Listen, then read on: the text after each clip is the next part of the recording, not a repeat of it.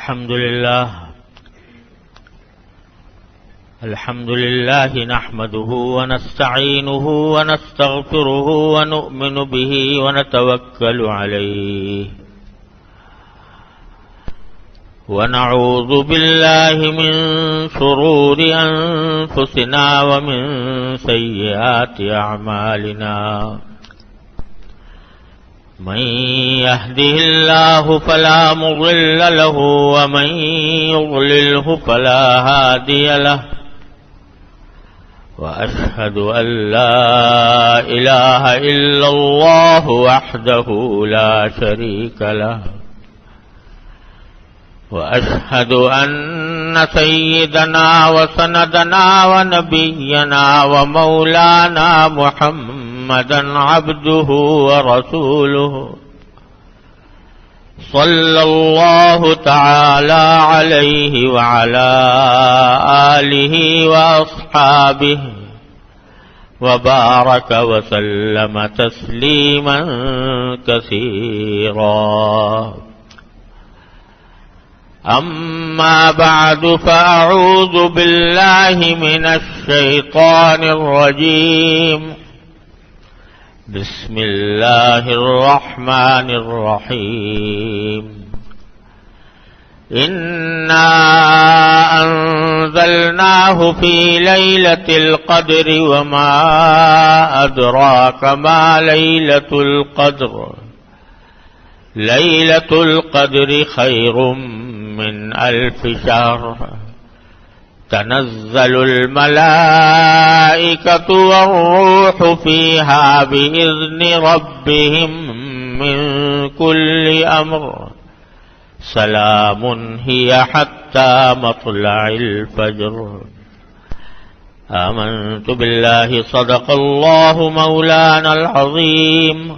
وصدق رسوله النبي الكريم ونحن على ذلك من الشاهدين والشاكرين والحمد لله رب العالمين. بزرگان محترم اور برادران عزیز، السلام علیکم ورحمۃ اللہ وبرکاتہ.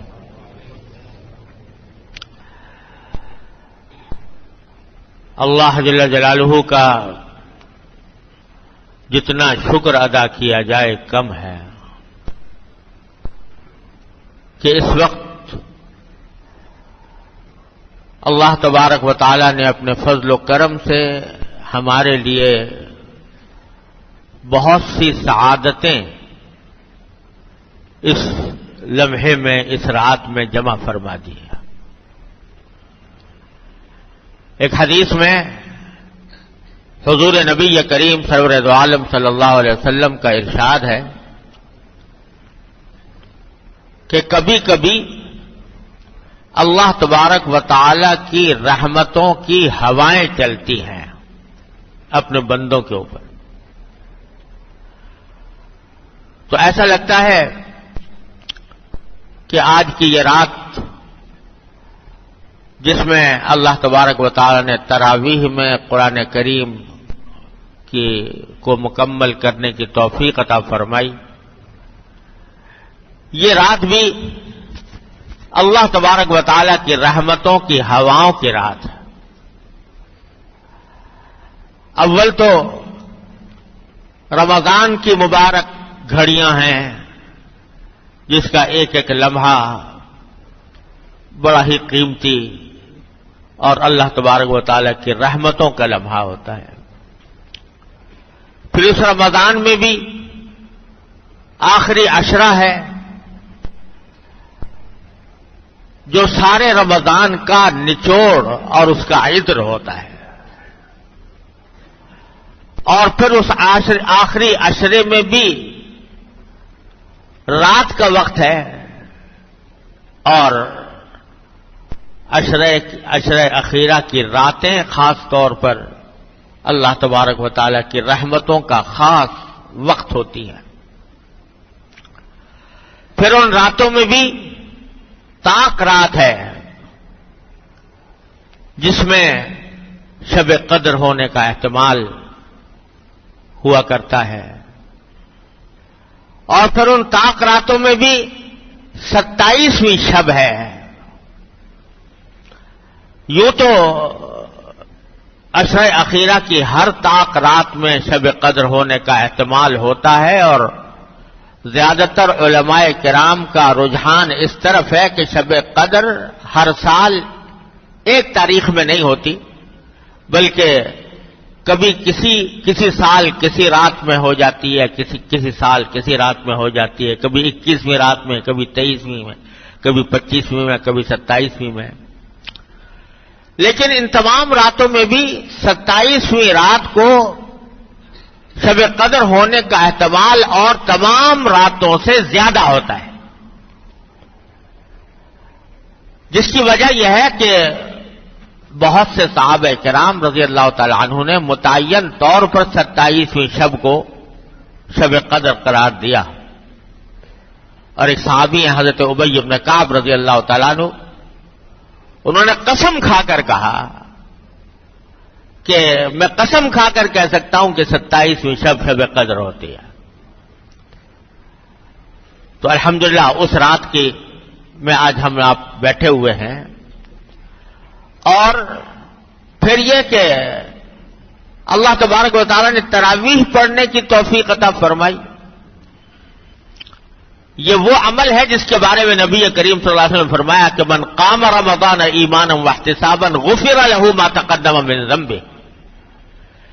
جو ایمان کے ساتھ اور اللہ تبارک و تعالیٰ سے ثواب حاصل کرنے کی نیت سے راتوں کو کھڑا ہو تراویح میں، اس کے سارے پچھلے گناہ اللہ تعالیٰ معاف فرما دیتے۔ تو تراویح کا موقع ہے الحمدللہ۔ پھر تراویح میں بھی ختم قرآن کا موقع، اللہ تعالیٰ نے قرآن کریم تراویح میں پڑھنے کی توفیق عطا فرمائی، اور اس کی تکمیل کی توفیق عطا فرمائی۔ اور قرآن کریم کا بھی معاملہ یہ ہے کہ اس کے بارے میں بزرگوں کا یہ تجربہ ہے، اور حضرات صحابہ کرام رضی اللہ تعالی عنہم کے وقت سے چلا آتا ہے کہ جس مجلس میں قرآن کریم تلاوت کر کے پورا کیا جائے،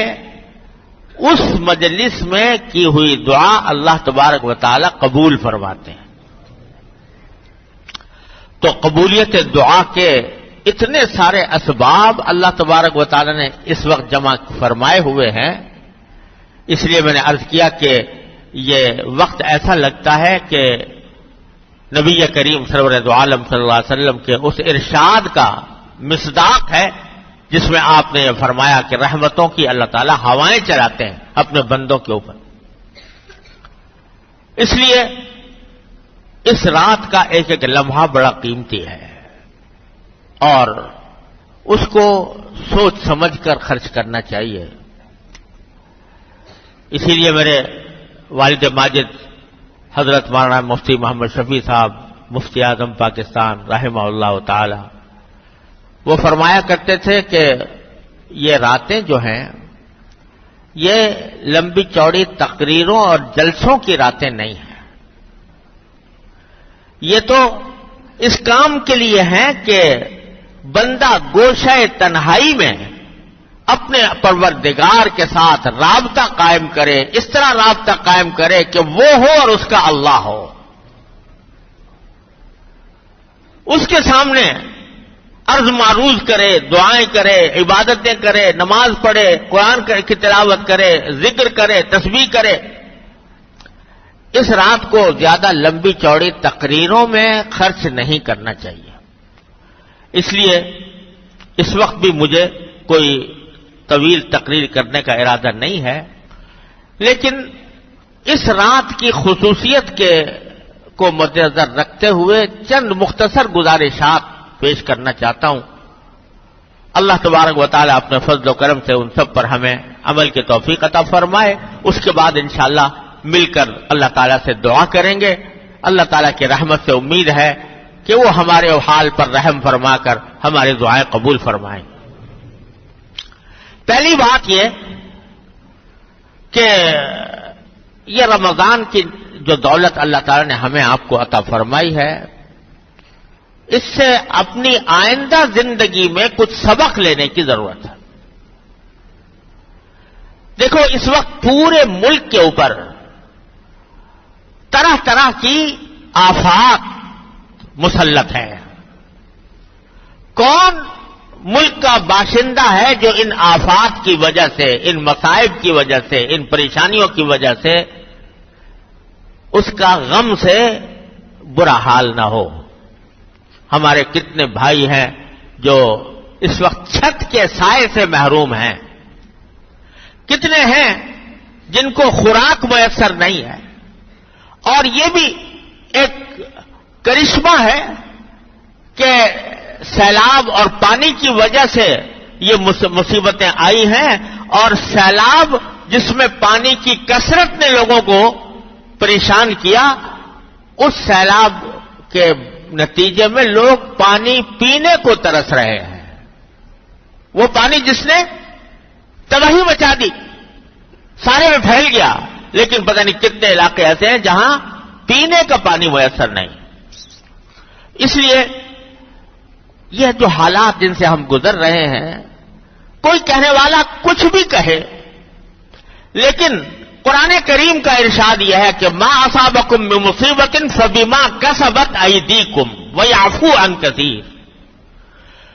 جو مصیبت بھی تمہیں پہنچتی ہے اس دنیا میں، جو تکلیف پہنچتی ہے،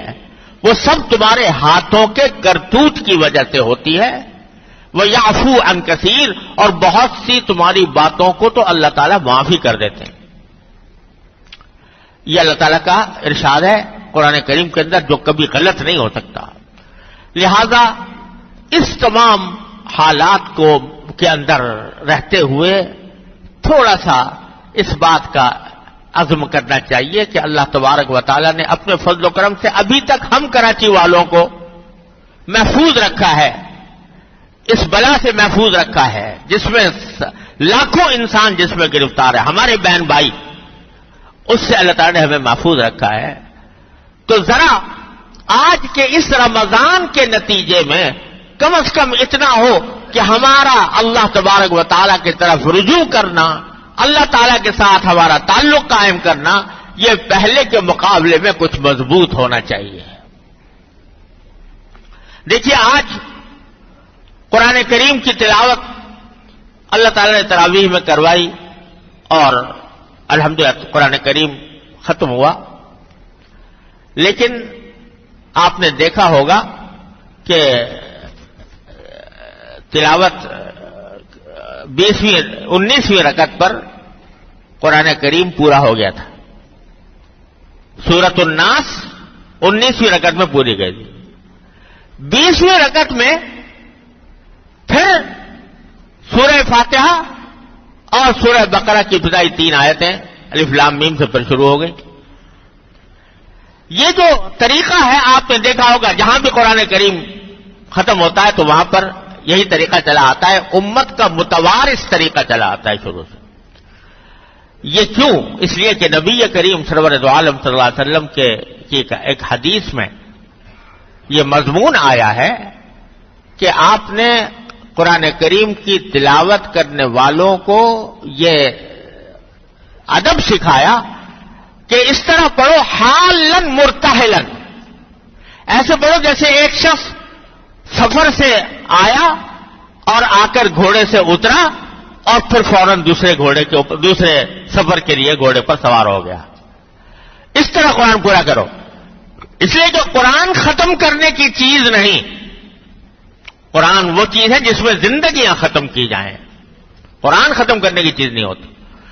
تو اس لیے یہ سبق ہم لیں آج کے اس اجتماع سے کہ ہمارا دوسرا قرآن شروع ہو چکا، اب یہ ختم نہیں رہنا چاہیے، یہ جاری رہنا چاہیے۔ ہر مسلمان کے ذمے یہ قرآن کریم کا حق ہے کہ جب تک وہ صبح کو کچھ قرآن کریم کی تلاوت نہ کر لے، اس وقت تک کسی اور کام میں نہ لگے۔ ایک وقت تھا جہاں مسلمانوں کے محلوں سے